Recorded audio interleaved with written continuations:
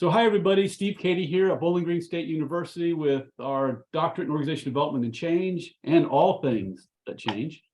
And we are really fortunate to have Don Warrick here with us. Don is associated and affiliated with our history at BGSU. We have a master's program in organization development and change, one of the oldest, if not some would say the oldest in the world. We have also a new, now no longer new, it's now in our fourth year, doctorate in organization development and change. We have a few people here like Dr. Jen Chancellor, who is one of our first graduates of the program. and it's a wonderful program. The average age is 47 years old. We have people in their 30s all the way up through their 60s and 70s. People from every profession. So it's interprofessional, intergenerational, international. It's just a wonderful, diverse group of people that bring together a real passion for transforming organizations, revitalizing communities, and developing human potential through living their calling as thought leaders. And the difference between a thought leader and a subject matter expert is really about disseminating knowledge and sharing it in scalable ways so that it can help others while we sleep. I call it passive difference making, which is like passive income, making money while you sleep. This is about making a difference while you sleep, which I think I would offer is more important. And it's like there are people that create great meals from a recipe. We have people that are creating great recipes that are getting scaled and shared with the world to help them do good work in the world. So I'm really grateful, Don, that you stay connected with us. Thank you. Your history and our work together around what is OD&C, where has it been, where is it at, where is it going, how is it evolving, and I'm really glad that I get to work with you on that. So Don, thank you for taking the time to be with us today and sharing with us what you have prepared for us today. So I'll turn it over to you and take her away. Thanks, Steve. And Steve is such a highly regarded person in the field of OD&C, and as some of you know from the last session, if you were in that one, he just got an award at the Academy of Management for the Distinguished Educator Award. And I think, Steve, there may only be about 4 or 5 people who have had that award. So anyway, congratulations. Thank you to Matt for organizing all this, and thank you for the rest of you for showing up for this. Some of you were in my earlier session, and the outline that you have in the handout is somewhat similar, but slightly different than that one. And so the first part of it that I talked about in that session, I'll go through fairly quickly and focus more on the latter part of this outline. But first thing I wanted to tell you was I truly love being in this field. And I hope that you have a passion and love for this field as well. I don't know if you realize this is the only field that was designed to create healthy, high-performance organizations where people, teams, and organizations can flourish.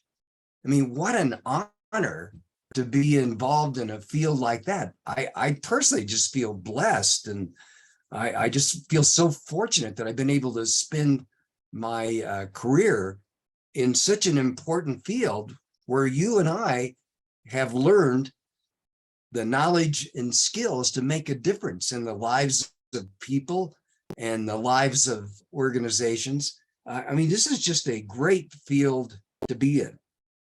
Next thing on the outline was I'd give you a brief snapshot of my involvement in the field.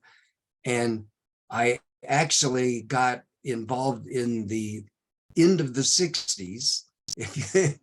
Not many of you are aware that people actually lived back in those days, but I actually got involved a long time ago, over 50 years ago. And I had been I had graduated with an MBA at the University of Oklahoma, and I'd been an officer in the Air Force, and I'd been with several companies as a manager. And at that time, I happened to be working on my doctorate at the University of Southern Cal, and was also the manager of management development for Hughes Aircraft. And I had a rather large staff, most of whom were at UCLA working on a PhD with an OD specialty. And they were working with the pioneers in the field of OD. So I got connected through the people who actually worked for me, including, by the way, one of my professors at USC, who was the only one that even knew at USC what OD was at that time. And he actually reported to me. But through all of that involvement, I got really excited about this field and spent most of my USC doctorate actually at UCLA, not only in their library, but getting to know a lot of these pioneers in the field.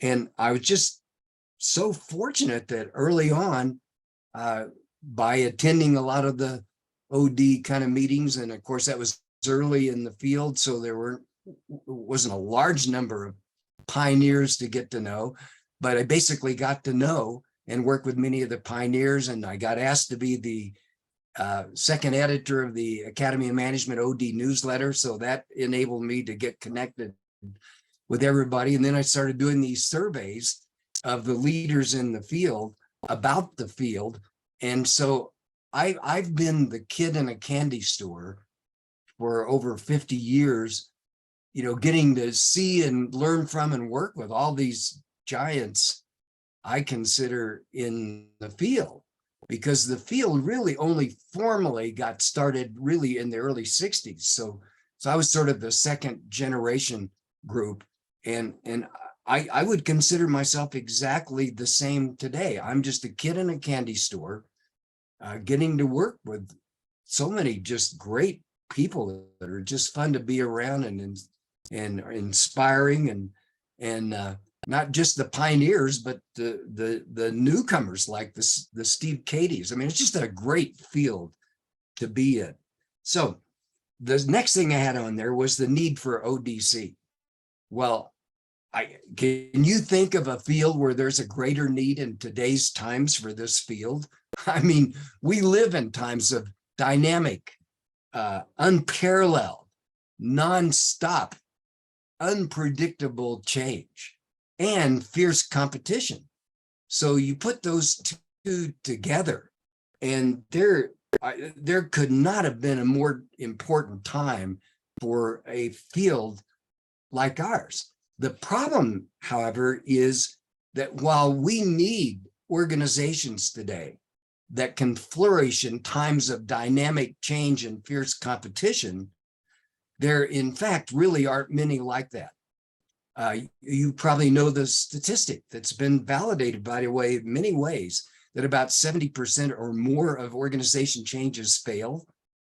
And by the way, that pretty well parallels what I think has been discovered from research I've seen about the organizations that actually pay attention to what we teach, whether we're involved or they just do it by common sense, where they have a clear vision, mission, goals, purposeful and meaningful work, and they build cultures where people can flourish, where they actually are trying to do the things that we teach them to do.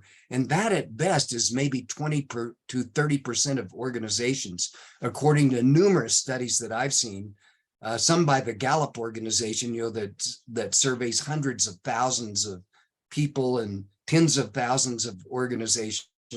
And so the reality is that we're in a great position with what we know and can bring to the table, but there are very few organizations that either are aware of or are practicing what we know. And by the way, all the pressures are against what we teach. What we've learned about organizations, and I think an important theme in what we do, is what I call a people performance balance, where organizations have discovered they not only have to focus on getting great results, but on building great organizations. That, in essence, by the way, is what our field is about. Building great organizations that get great results. You can say it many ways, and I'll show you in the original definition of OD, it was there. It was called healthy, effective organizations.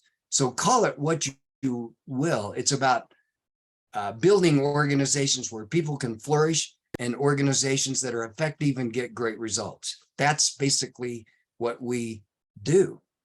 And the fact is that the pressures are so heavy on the results side, the performance side, that even the well-intended forget about the people side and building the organization. So what we have today literally is organizations built on a weak foundation. Many years ago, I wrote this article titled "The Illusion of Doing Well While the Organization is Regressing." And I discovered in working with many organizations that the leaders often were out of touch with what's going on in their organization because they're so focused on performance. And especially if they were doing really well, they had this illusion that the organization must be doing well. Then when you do what we do and you do assessments and you talk to people in the organization, and you find out the organization is unraveling and people are discouraged and demotivated and frustrated and so on. So we've got a real mission in today's times because people are going to be preoccupied with performance, and we've got to remind them to focus on building the organization, building the foundation so that they can achieve and sustain the kind of results they hope to get.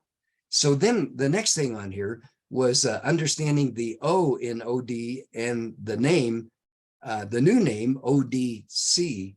Well, just going back to our original name, I think our pioneers were just really brilliant. You know, when I think about what they created early on in the beginning of the field, it's pretty well lasted throughout the years, even to today's times. But think about creating a field called organization development. So the O has changed in how we see that. It used to mean whole organizations. And in the early years of OD, that was the focus. But it really evolved to meaning any level of an organization. In other words, when you and I use the word organization, it can mean the whole organization, department, teams, the individual in it, and so on. And so our field has evolved from focusing mostly on whole organization development and change to a focus on change at many levels. Reality is that you and I very seldom really get to change a whole organization. That even in my career, and I'm sure Steve's and many of the rest of your careers, you've rarely had that opportunity. But you may have an opportunity to change a whole department, a whole team, any group of people, a whole family, a whole symphony, a whole sports group. So that organization now has a much broader meaning than it had originally. And then, of course, that word development, that's what we're all about. Developing organizations, teams, individuals, so they can perform at their best in a healthy kind of environment. And then the C part of it, which is in your doctorate program, that actually came about in about 1989 or so. And the reason I know this is the people that were involved, and a number of us who were department chairs of the OD division of the Academy of Management were involved in discussing the field. And frankly, they'd kind of forgotten about when the C came into the picture. And it was actually 1989 when Gene Bartunek was the division chair of the OD division. And they began to talk about changing the name. And then it got changed when Robert Quinn in 1990 was the division chair. And frankly, they even had forgotten this. And so we created this sort of barrage of letters flying back and forth between us and to kind of capture that history. That was a historic event. And it's been sort of lost in the history of OD because very few people, even the ones who created it, really know that much about it. So we added to organization development the word change, because so much of what we have always done in the field is about managing change. And that's a significant contribution. You think about the contribution of even focusing on O and D. By the way, practically a lot of that started in a different kind of way in the early 80s with Tom Peters when he wrote the book In Search of Excellence. Do you remember that? Anybody remember that? And that's really one of the first times we started thinking about the job of a leader is actually to build an excellent organization. It's not just to get results. And that fit right into our field of what we're there and what we do everything about. But so much of it is about change. And a major contribution we've made is the whole issue of managing change. I have an article coming out in Business Horizons, and it's titled Revisiting Resistance to Change and How to Manage It. And I don't think many people in the field realize that most of what we learned about managing change actually came from research on resistance to change. And it turns out the same things you do to manage resistance are the same things you do to manage change. But that became a more and more important part of our field. And you may want to know that even that is not always accepted by everybody in the field. When they renamed the journal, the Organization Development Practitioner to Organization Development Review, I had proposed that the new one be called Organization Development and Change Review. And there was a lot of opposition to that because some others felt like change really wasn't that important anymore, and they won out. So it's only called the Organization Development Review, but change is a major contribution to what we do. And if you ever read the research of Robert Golombiewski, a lot of people have missed this. He was the one that wrote a lot about the success of change, not the failure. So while we're predicting a 70% failure rate, he basically said, if you manage change right, you get a 70% or more success rate. And so this whole introduction of change and how to manage it in times of dynamic change is such an important contribution. Now we get down to the heart of what OD is and what's the purpose of it. And this is critical. You and I need to be on a mission. I mean, we're in a called out field where we have a mission to develop organizations that are healthy and effective. Now, that's our purpose. And a lot of people have sort of forgotten that. There's so many things you can do in the field of OD&C that you kind of lose sight of why you're actually there.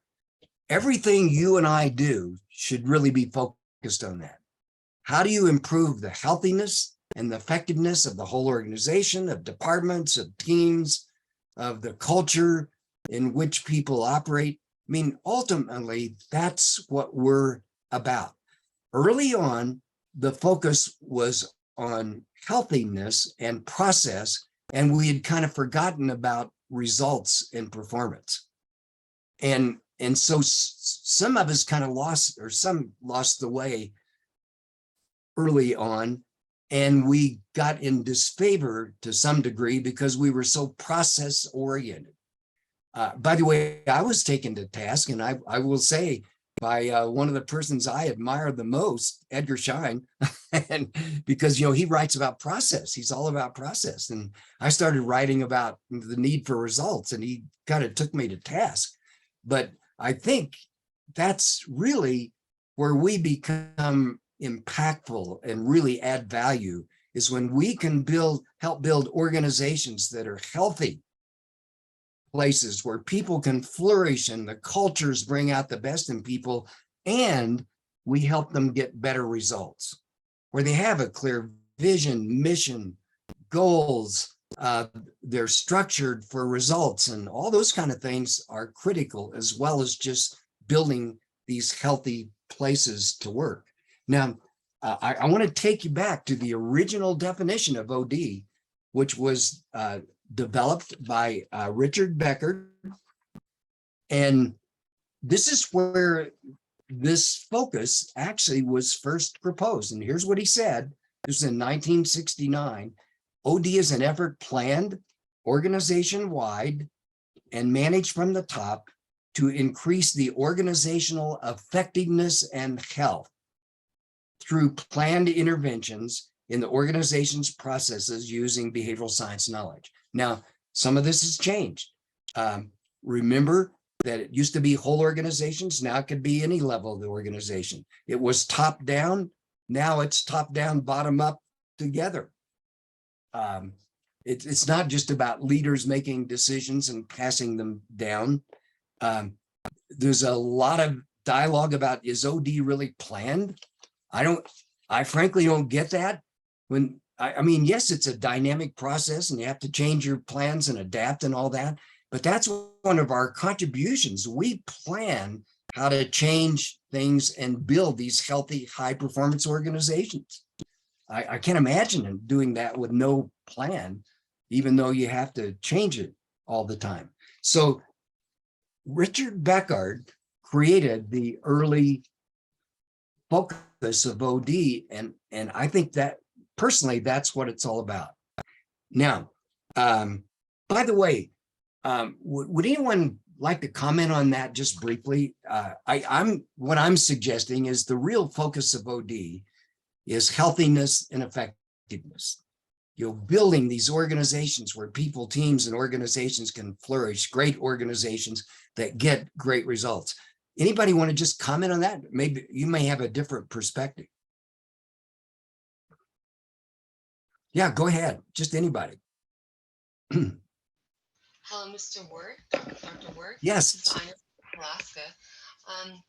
I really love what I'm hearing so far about balancing it with results and people, but I'm wondering how do you define healthiness? Because depending on the organization, if you're in government versus industry, that might be different, and bureaucratic systems are not always set up for collaboration per se.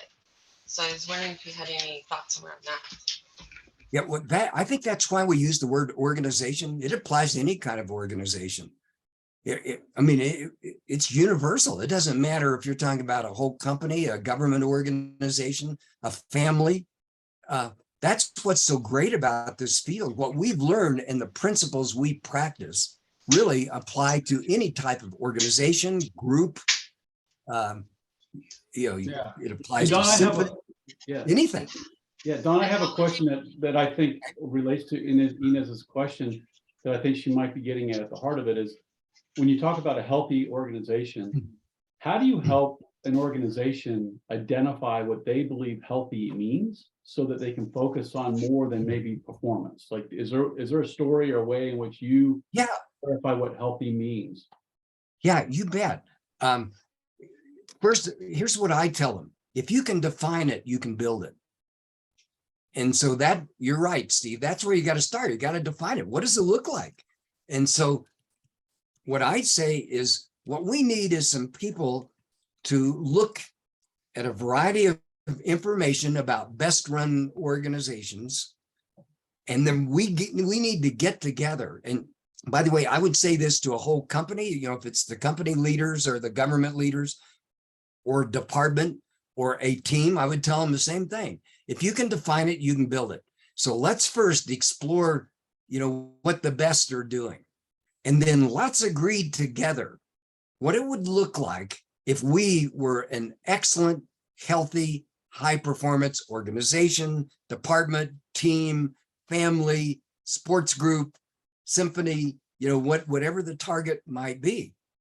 So what we bring is, we bring some knowledge about what the best do, and we can contribute that in their thinking, but ultimately the builders have to do the defining. We can't really define it for them. And if they can define it, we can help them build it. We try to make things way too complex, and best leaders, the best practitioners of OD keep things pretty simple and focused. I think I said in the last session, when people ask me what I do for a living, I say I'm a specialist in state-of-the-art common sense. and that pretty well sums it up. I don't really have any rocket science or anything like that, but I'm pretty much a student of best practices and common sense, and knowing that common sense is not so common, I try to portray that in a way that people begin to understand it. And Don, could you reflect a little bit on the notion of organization and community, in the sense that I think how the field has evolved is there's people that work in communities, people that work in organizations, and could you talk a little bit about how you think of community and organization? I don't really see a difference in a sense. I mean, a community is just one type of organization, whether it's small or large. That's why I love the word. I mean, I think our founders were geniuses, organization development, because that word organization applies to anything. Yeah, and Alan was asking about this, one of the folks out there, and I think one way of thinking about it is how it's called coupling, how loosely or tightly coupled the organization is. And communities are less coupled. Like a community has many organizations that don't have to work together, but they might choose to. And so people working in community are trying to get these groups to kind of have a reason to want to collaborate and engage as they work on the community, where an organization has more formal structure. So it's more tightly coupled versus more loosely coupled. And I think OD works in both, I think is what you're saying. Yeah, and I say that one of our major contributions in this field is the importance of knowing reality before you deal with reality. So we have to define what the group is, what we're trying to accomplish. And that can be all over the place. It's different working with, in quote, a community versus a company that's a little more well-defined, but so what? Principles are the same for making them great and building healthy organizations that get great results. So I think the founders really did quite a good job in defining this field. Yeah. They were more focused really than we seem to have been, as we keep adding things to the field and kind of lose sight of what it's all about. Yeah. Did you want to take time for them to go into small groups, or do you want to share a little bit more before we? Well, I want to hit some other things real quickly before we put them in groups. I think you said I had an hour maybe. Yep, we did. So some things so I'll go through this a little faster. So that's we have time. That's the purpose. And then I talk about who's this field really for? And sometimes, when you use all the big terms we use in OD&C, it can be sort of overwhelming, but really my mission is to take this field not just to change agents, and that would be professionals like most everybody out there, where this is your field. You've got a master's in it, you're getting a doctorate in it, this is your area of expertise. And that's what I define as a change agent who's a real professional in the field. But frankly, I think it's maybe even more important that we take the field to leaders and then anyone in an organization who wants to champion change. And so I think we sort of missed the mark when we focus so much on professionals and practitioners. Part of my mission is to take it to leaders. I mean, is there any field that leaders should be better trained in than OD&C? I mean, what do they need to know for today's times? Mostly what we have to offer. And so a lot of my writings have been about taking this field to leaders and to what I call change champions. And that could be anybody at any level who's willing to initiate or facilitate change. And we can teach them the fundamentals at the leadership level, any level, that they need to know to significantly improve the success of planning, implementing, and sustaining changes. And so, a lot of my writings have been about this. I created this term called change champions. And the idea was we need to develop change champions throughout the organization at all levels, so that when we manage change, they can contribute good thinking about how to plan changes, how to implement them, how to make them last. And imagine the difference that would make in an organization if you had the leaders who are well trained in the fundamentals, not all the details, but the fundamentals of OD and you had change champions spread throughout the organization. Can you imagine what that would contribute to the success of an organization in today's times? I mean, it literally could make the difference between success and failure. So I think we need to take our message a lot further than maybe we have in the future. And I don't care what you do or what level you're at, whether you're a student of OD&C or not, the fundamentals are valuable to just about anybody. Now, I've on the next part, I label it be building a framework for understanding and practicing OD&C. And so what I'm saying to you and me is these three things are really critical to practicing and being educated in this field. First, you need a mission statement. You know, what's your purpose? My mission, pretty clear. You know, I keep it in front of me all the time. Educating people on the value and practice of OD&C and helping make the field understandable from a practical perspective. That's what I'm all about. And then I have a second one, and that's making OD&C fundamental knowledge and skills essential knowledge for leaders and change champions. So that keeps me really focused. Then you need a definition of OD. And in the handout, you'll see one that I've provided. And that came, by the way, from surveys I did of the top people in the field. And it started, by the way, with the founders. In my original study, Richard Beckard, Robert Blake, Warner Burke, Wendell French, Larry Greiner, Gordon Lippett, Jay Lorsch, Craig Lundberg, Jane Mouton, Edgar Schein, Robert Tan. I mean, these are the people that were contributing their ideas on what OD&C was. And then I surveyed again, and this was, by the way, in 1978, in 2003, and Tom Cummings and a lot of the newer people, David Cooperrider, Virginia Schein, Peter Sorensen, a lot of these people that you read about were all involved in these studies. And so I took it and then used the definition that you see in the handout. And I won't go through all that since we don't have a lot of time, but you may want to read through it because that's at least the way that I see OD after looking at all the information that was provided from the leaders in the field. But basically, it's a planned and collaborative process. Those two words are so key that we actually plan the way we build organizations and make changes.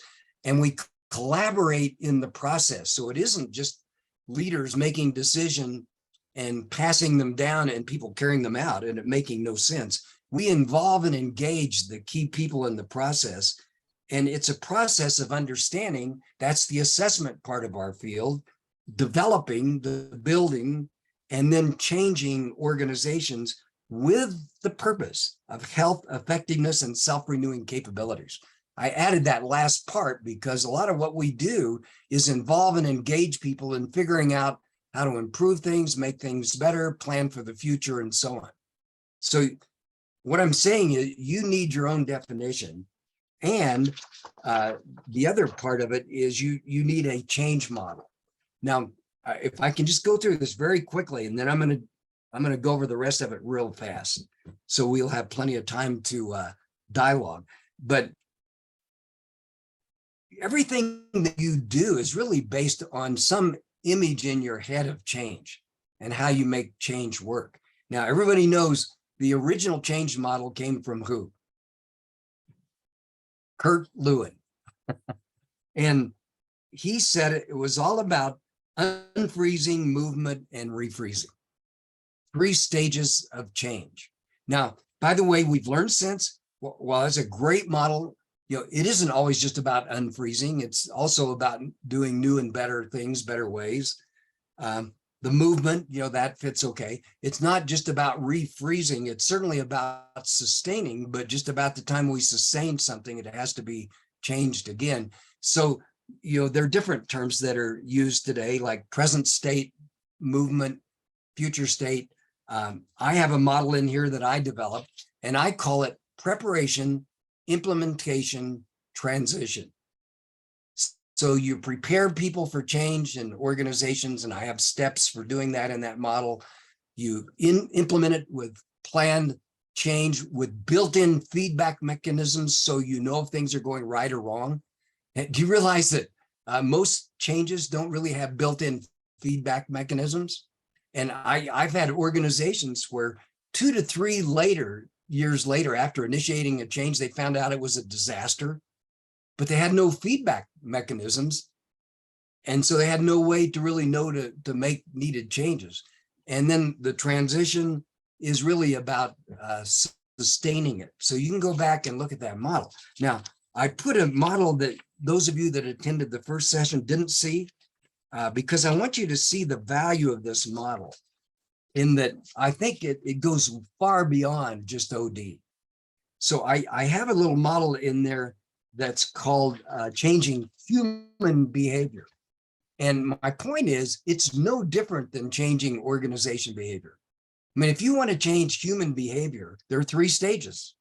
There's a cognitive stage where you make people aware, you get them committed to change, and you come up with a plan for changing. There's a behavioral stage where you actually practice new behaviors until they become habits or a sustained or normal way to behave. And by the way, if you understand that, that's an OD reality-based approach to change.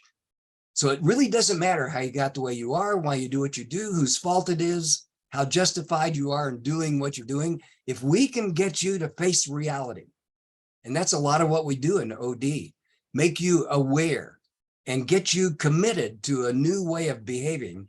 If you will practice new behaviors, and the research indicates somewhere around 3 to 4 to 8 weeks, your new behavior is likely to become a habit. Change is far more manageable than we ever thought possible with individuals, and all through so with organizations. So you may have your own way of doing things.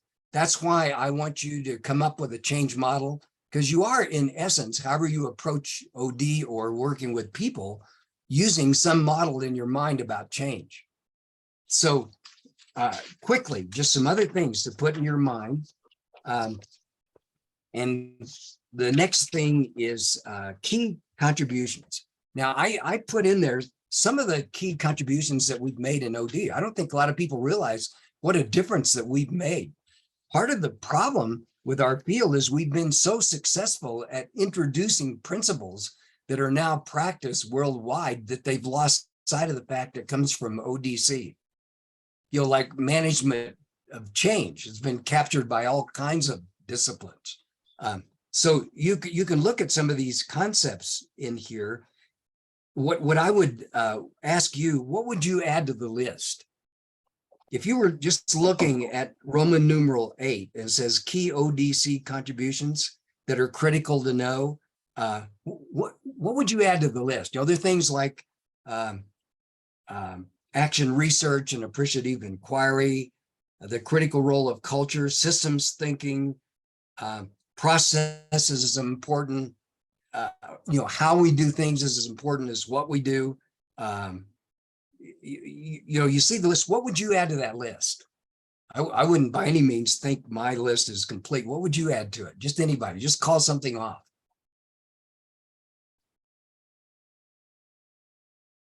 Anybody? You surely I would there's put some polarity things. maps.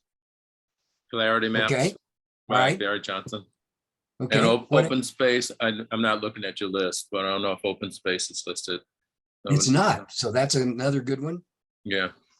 User experience. Other ones. User What is it? User experience design thinking. Okay. Yep. UX. Okay. By the way, another one I left off was values. I mean, think of the contribution we've made to organizations having clear-cut values that begin to shape their culture.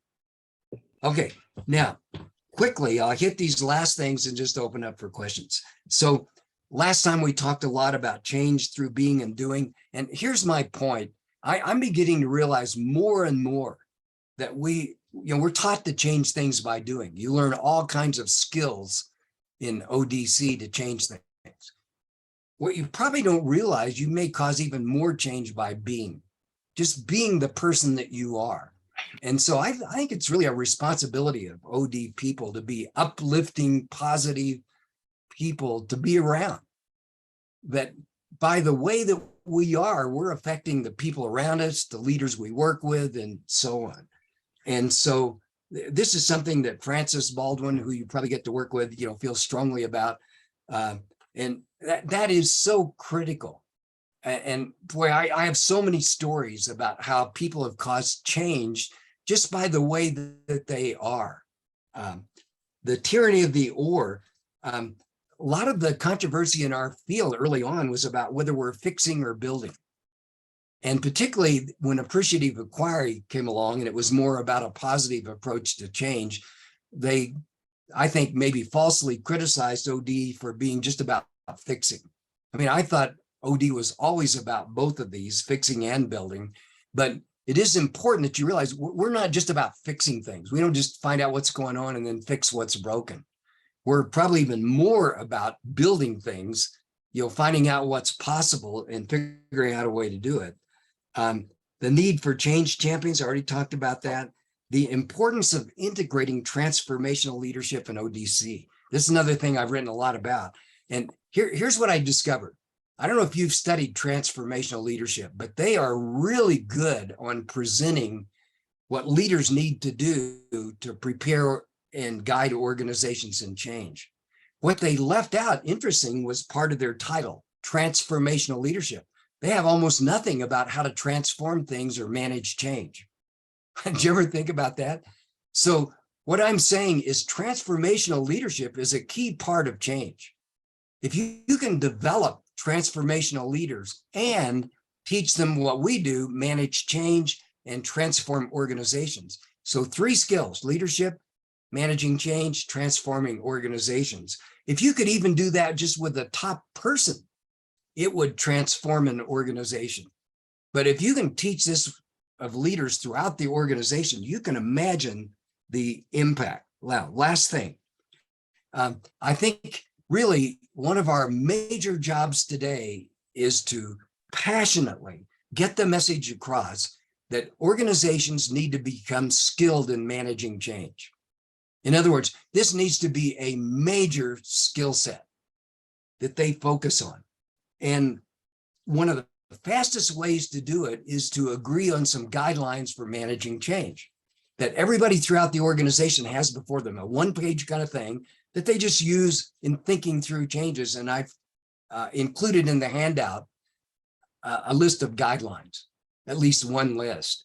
But if you want to do something that will have a powerful impact on your organization, get them to agree on some guidelines for managing change. Keep it simple, and it's not a set of rules, but guidelines, and get them to practice it. Then have sessions periodically where you share ideas about managing change and what you learned to do and not do. And you'll see some ways on here to actually begin to build these change-ready organizations. Okay, I'm going to stop, Steve. And by the way, thank you for bearing with me. That's, I tried to pack 50 years into about 30 or 45 minutes, whatever it was. Yeah, and probably didn't do a real good It job. was like of that, 40 seconds a year. Yeah, exactly. Well, what a Don, great insight. This is not the only time we can talk about this. This is opening the conversation. We'll take slices and so forth. We're going to do here as we wrap up. I'm going to do something with you all that will help inform us as we do these symposia in the future, and have Don come back and share, and others come back and share. Like have Dave come back and share his stories about his work with Peter Vale and his work on practice, and which I think is really important. So there's a lot. We have wonderful people that are willing to share. So here's what I'd like to do. So Don, I have a question I want you to think about, and then I'm going to talk to the audience and have them type into the chat an answer to a question using what I call chatterfall, which means you type the answer, but you don't hit enter. And then as I have them doing that, I want you to think about this question, and then we'll kick off with wrapping up with you answering the question. And then I'll look in the chat and maybe pose a few as we wrap up. So here's my question. for you. And it's really one that you probably can share more at the next webinar as well that we do with you. What is the one story in your work over all the years that gave you hope and belief in humanity? And your OD&C work, is there a story that it gave you hope and it helped you have belief in humanity?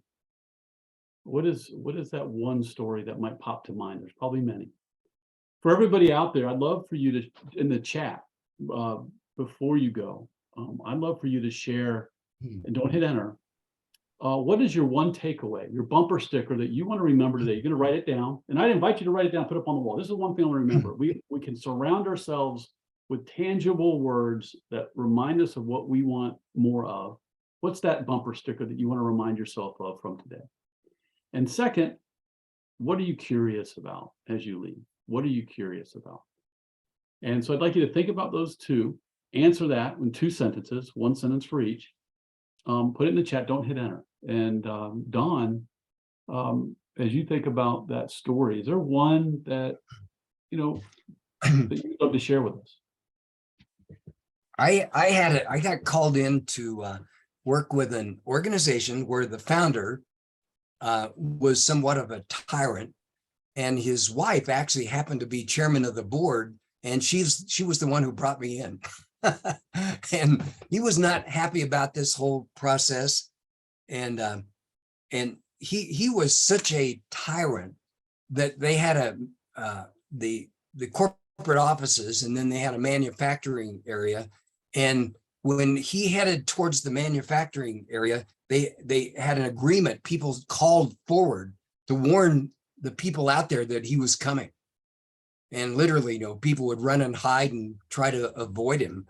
And in the process, through the training, working with his leadership team, assessing the organization, so he actually saw reality about what was going on. He was stunned. I mean, literally stunned when he saw that people were fearful of him. The culture was a toxic culture out there. In fact, I had this one model that I developed called problem solvers, resistors, and hardcore resistors. And he was clearly labeled as a hardcore resistor who really tormented people and so on. And I literally, as I went through the results and showed them to him, saw tears coming down his eyes. And he was motivated to do something about it. And he called all 500 employees together and stood before them with tears coming down his cheek, saying, we're going to change.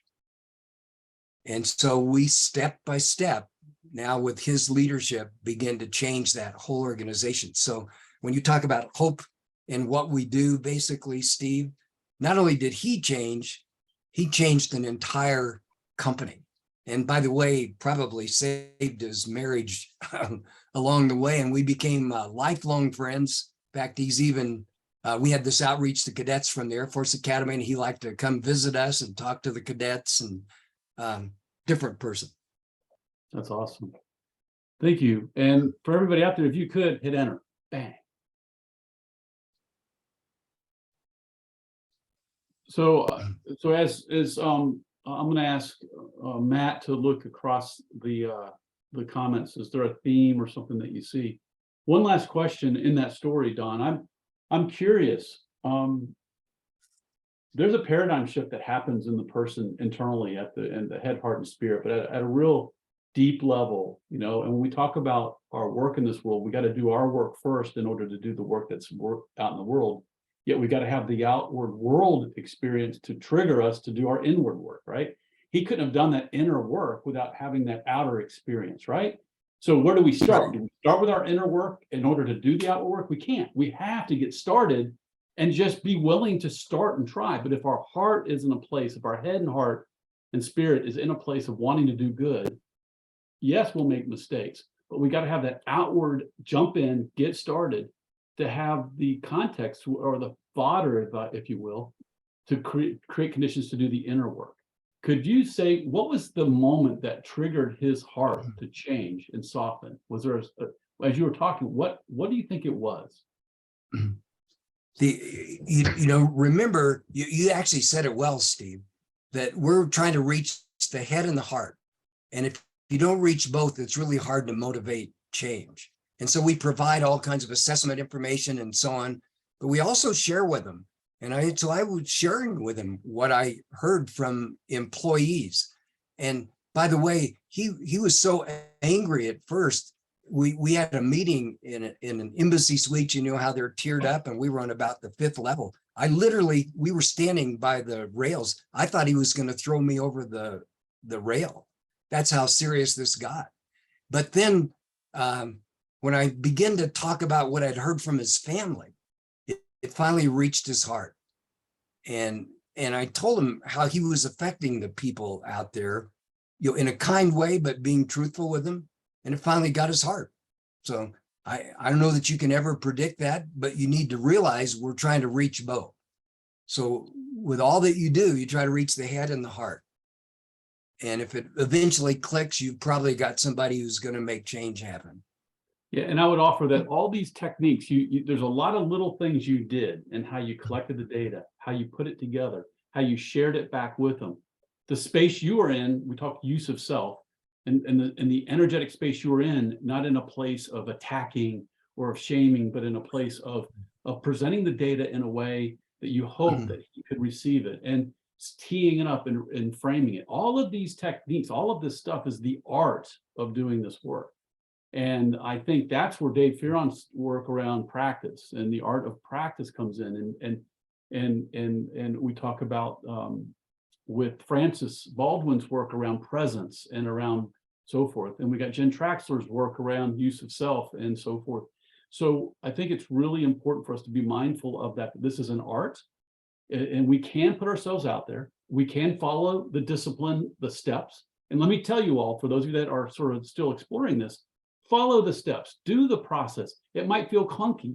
If someone shows you a series of steps, try it, and it will hopefully, you won't do it perfect, but it'll be better than if you don't, because the OD processes have inherently built in them humanistic values. And so go ahead and try the process. It may not make sense, but as you go and get wiser and wiser, you'll be more intuitively able to blend and make things happen, which is really kind of cool. So I think yeah. Just a quick comment on that. Early on, OD was fairly confrontive, almost contentious, and that was seen as a good thing. We've learned since, especially through the work of Ann Edmondson out of Harvard, who does the psychological safety work. I mean, you're much better off than belittling people, confronting them, setting up a conflict situation. You're much better off to treat people with value and respect and create a safe environment for open, candid dialogue. And so I think that's one of the things in OD that we've really evolved with. And I don't think people should confuse healthy boundaries with tyranny. As an OD consultant, when you get out there and you set healthy boundaries with your leadership, or leaders set healthy boundaries around accountability and speaking truthfully, it's doing it from a place of understanding facts, feelings, and judgments. It's done from a place where you have to set healthy boundaries. And sometimes people will confuse a tough message with tyranny. And so it's understanding how to balance those two, I think, as well. Well said. So, Matt, as we wrap up, any themes from the chat? So we had a lot of good input there. I wrote down, after kind of scanning through a bunch of them, change is a constant and a common thread through all organizations. And we need to be real with where we are as an organization and not just where leadership is, because he made a good point about leadership, thinking they're in a place that the whole organization is not. So then taking that and saying, how can we increase leadership skill in managing change? And so that time to be a common thread through everyone's comments as far as change management. Don, any closing words? Oh, just be thankful you're in a field where you can make a difference. I mean, what a way to spend a career. a lot of people in a lifetime don't have that many experiences where they really are having an impact or making a difference. And we can do that almost every day by being and also by doing. You're learning skills that not many people really have that can really make a difference. So I hope, like you consider it an honor to be in this field. Thank you, Don. And more to come. You all will get to see Don. Let's all give him a round of applause. Thank you, Don. Thanks for your time. The conversation will continue. We're very grateful for you. I'm grateful for you. Thank you for your doing and being with me. And for everybody out there from Bowling Green State University, our OD&C Symposia series, or All Things Change. Thank you for being here today. More to come. Bye for now.